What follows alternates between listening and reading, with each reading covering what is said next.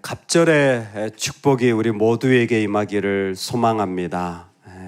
세 아들과 두 딸을 낳게 하셨고 아이 사무엘은 여호와 앞에서 자라니라.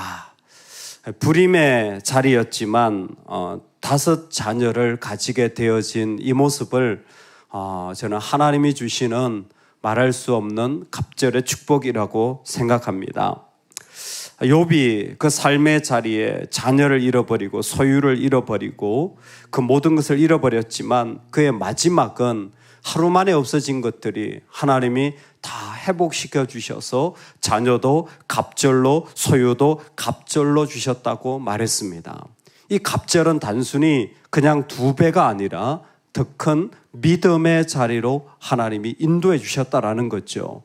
이 고난의 이야기를 통하여서 자녀를 얻었지만 욥의 건강은 회복되지 않았습니다. 소유는 갑절이 되었지만 그의 아내가 떠나간 것이 돌아오진 않았습니다. 하지만 그에게 그 고난의 일들을 통하여서 이루어진 것은 하나님이 주시는 더 큰 믿음의 자리로 서게 되었다라는 것입니다. 그래서 욥은 그의 딸들에게 재산을 상속하여 주는 놀라운 일들을 하게 되어집니다. 믿음이 놀랍게도 그 가운데 하나님 앞에서 욥을 통하여 흘러감을 사회적 문화적으로 할 수 없는 일들조차 이 믿음의 복이 흘러가고 있음을 말씀하여 주고 있습니다. 오늘 하나님이 주시는 이 믿음의 복이 우리에게 흘러가는 은혜가 있기를 소망합니다. 아멘. 세 아들과 2 딸을 낳게 하셨고 아이 사무엘은 여호와 앞에서 자라니라. 그 복의 모습은 하나님 앞에서 자라가는 그의 삶의 자리 속에서 그대로 세워집니다. 하나님 앞에 복을 받는 자리는 사무엘을 통해 분명하게 우리에게 보여집니다.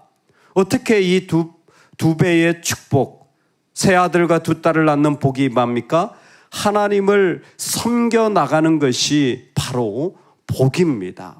이 세상에서 다른 것이 아니라 하나님을 계속해서 섬겨 나가는 것이 바로 그 축복의 자리에 서는 비밀입니다. 사무엘은 뭐 하냐면 하나님을 섬기는 자리에 서게 돼요. 사무엘은 어렸을 때에 세마포 에봇을 입고 여호와 앞에서 섬겼더라.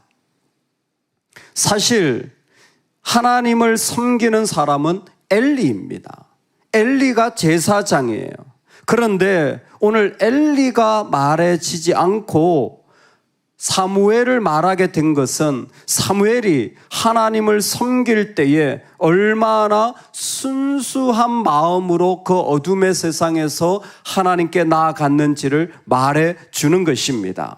그것은 그가 오직 하나님만 바라보고 나아가는 그 마음을 잃지 않았고 이러한 순수한 이 사무엘의 섬김은 나중에 26절에 보면 아이 사무엘이 점점 자라매 여호와와 사람들에게 은총을 더욱 받더라라는 것을 통해서 하나님 앞에 참 복된 모습으로 세움을 받고 있다라는 것을 알게 되어집니다. 사무엘의 섬김은 결국 하나님 말을 섬기는 순종적인 섬김으로 세워져서 그의 삶의 자리에 더욱더 하나님을 섬겨 나가는 일들이 많아지게 되어진 것이죠. 이것이 바로 사무엘에게 일어날 수 있었던 것은 오늘 말씀해 보면 한나가 매년 그 엘가나와 함께 실로로 순례 여행을 가서 사무엘을 위하여서 겉옷을 준비해 간 것을 보게 되어집니다. 그 겉옷은 제사장이 입는 에봇을 준비해 가서 매년 그로 말미암아 새 옷을 입혀 나가는 삶을 살아갑니다. 한나의 이와 같은 삶의 자리는 이 가정에서부터 이 자녀가 계속해서 매년 거룩한 새 옷을 입고 나아가도록, 그래서 그 일들로 말미암아 하나님을 섬겨 나가도록 세워나가는 이 가정의 경건도 그대로 보여주고 있습니다. 하나님을 섬김에 있어서는 이런 믿음의 사람들의 연합과 그리고 권명과 그리고 이끌음이 참 중요합니다. 하나님을 섬김에 있어서는 하나님 앞에 세워지도록 하나님이 거룩하게 하여 그를 만들어감이 참 중요합니다. 사무엘은 어릴 적부터 하나님을 섬기는 일들을 그 가정에서 세워나갔고, 이것은 그 가정의 놀라운 축복으로 다시 열매 맺어지는 것입니다. 여러분, 우리 가정이 하나님을 섬기는 일에 힘쓸 수 있기를 주의 이름으로 축원합니다. 그게 축복의 자리인 거예요. 그 섬겨야 되냐 묻는다면 할 말은 없습니다. 안 섬겨도 돼요. 하지만 섬김의 자리가 보여진다면 여러분 그 자리 놓치지 마십시오. 그건 정말 축복의 자리입니다. 누가 축복을 받습니까? 우리 자녀가 축복을 받는 거예요. 누가 축복을 받습니까? 그게 바로 내가 축복을 받는 자리인 거예요. 한나는 그 섬김을 그 부패한 시대 속에서 여전히 하나님 앞에 나아가 간구하며 기도하며 그 자리를 세워간 대표적인 여인이에요.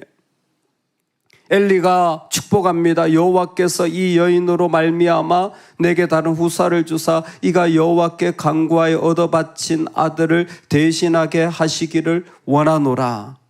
엘리의 축복 속에서 한나는 그 축복의 기도를 계속하여 하나님 앞에 섬김으로 거룩한 새 옷을 지어서 나아가는 자리를 포기하지 않아요.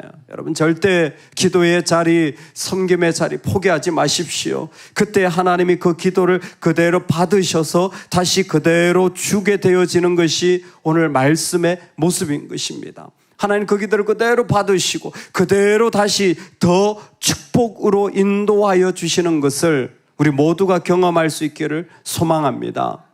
하나님을 섬김이 축복일 뿐만이 아니라 하나님은 이 복을 이 가운데서 일으키기 위하여 악의 상황에서도 사람을 세움이 바로 축복의 지름길입니다.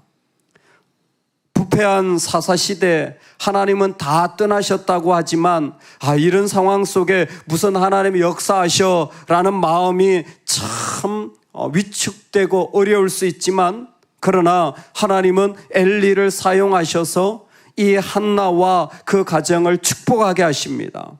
엘가나와 그의 자녀에게 축복하여 이르되, 엘가나와 그의 아내에게 축복하여 이르되, 사실 엘리는 자신 스스로 자녀를 양육하는데 실패한 사람입니다. 홈리와 비나스의 악행을 엘리가 모르지 않았을 것입니다. 그 실패한 상황 가운데 하나님은 엘리를 사용하셔서 한나와 그의 가정을 축복하게 하시는 겁니다. 참 놀라운 것은 엘리가 그럴 만한 자격이 있나 물어보면 글쎄요, 그럴 자격 없을걸요. 과연 그 시대가 그럴 만하나 물어보면 글쎄요, 이 부패한 시대, 악한 시대 무슨 선한 것이 있겠습니까?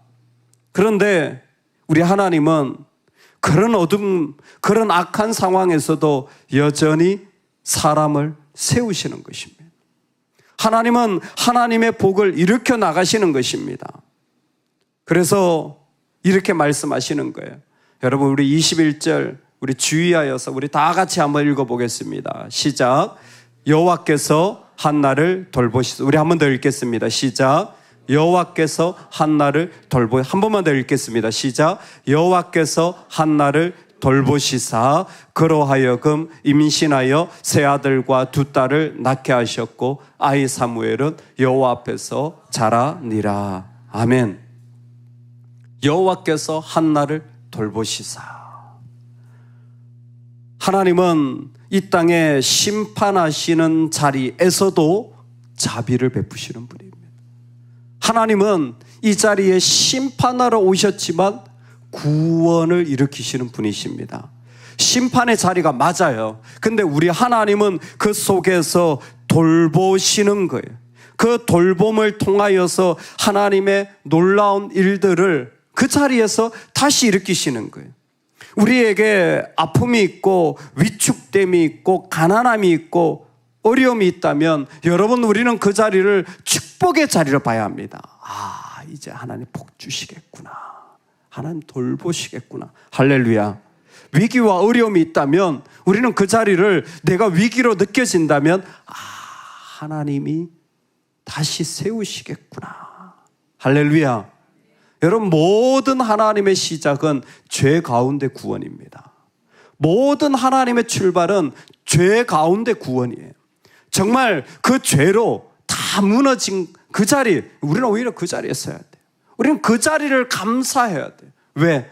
그 자리는 이제 하나님의 구원밖에 남지 않았으니까. 그 자리는 하나님의 시작하신 밖에 없으니까 내가 왜 이런 어려움을 당하나? 왜 나는 이런 코너에 몰리게 되어지나?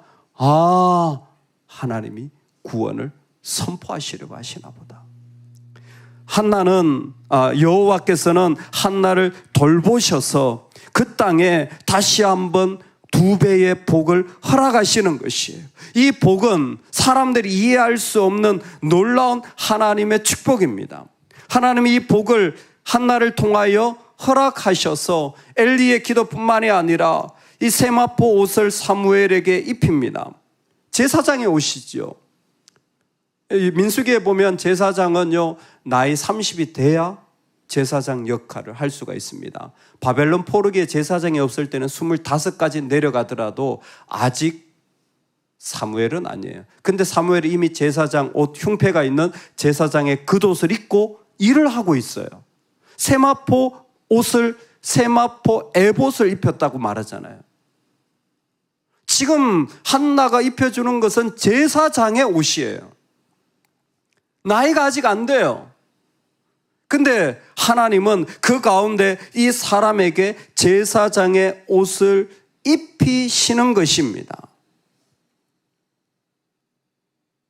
다윗도 제사장의 에봇을 입고 법궤 앞에서 춤을 추게 되어져요. 다윗이 그를 입을 자격이 되느냐? 아니요. 사무엘이 그를 자격이 되느냐? 아니요. 그런데요, 하나님의 복은 새로운 질서를 만들어내는 거예요. 맞아요. 율법으로 보면, 우리로 보면 아닌 거예요. 근데 하나님이 복을 주시잖아요. 이 땅에 새로운 질서를 만들어내는 거예요. 여러분, 우리에게 이 복이 만들어낸 새로운 질서와 은혜의 자리가 펼쳐지기를 주의 이름으로 축원합니다. 다윗이 여호와 앞에서 힘을 다해 춤을 추는데 그때 다윗이 배 에봇을 입었더라. 존 오웬이 이 모습을 보고 다윗은 율법의 제도에 속하지 않는 새로운 질서의 모델이었다. 여러분, 세마포 에봇이 또 어디에 등장합니까? 계시록에 어린 양의 혼인잔치에 참여하는 자들에게 하나님이 이 세마포 옷을 입혀주시는 거예요. 그때는 제사장의 옷이 아니죠. 완전히 거룩한 옷이죠. 왜 이 옷이 그때 입혀집니까? 바벨론에 속하지 않고 하나님의 나라에 속해서 잔치에 참여하는 자라는 걸 보여주는 것이죠. 완전한 새로운 세상, 완전한 새로운 세상이 벌쳐지는 거예요. 오늘 우리에게 하나님이 섬기는 자에게, 그리고 그 악의 상황 속에서도 여전히 하나님의 그 구원을 믿고 나아가는 자들에게 복을 주실 때 일어나는 일이 완전하진 않다고 할지라도 이 세상에 보지 못한 새로운 하나님의 창조의 세계, 새로운 하나님의 질서의 세계를 우리 가운데 허락하시는 분이십니다. 오늘 그 2배의 축복이 우리의 삶에 충만하기를 주의 이름으로 축원합니다. 아멘, 아멘.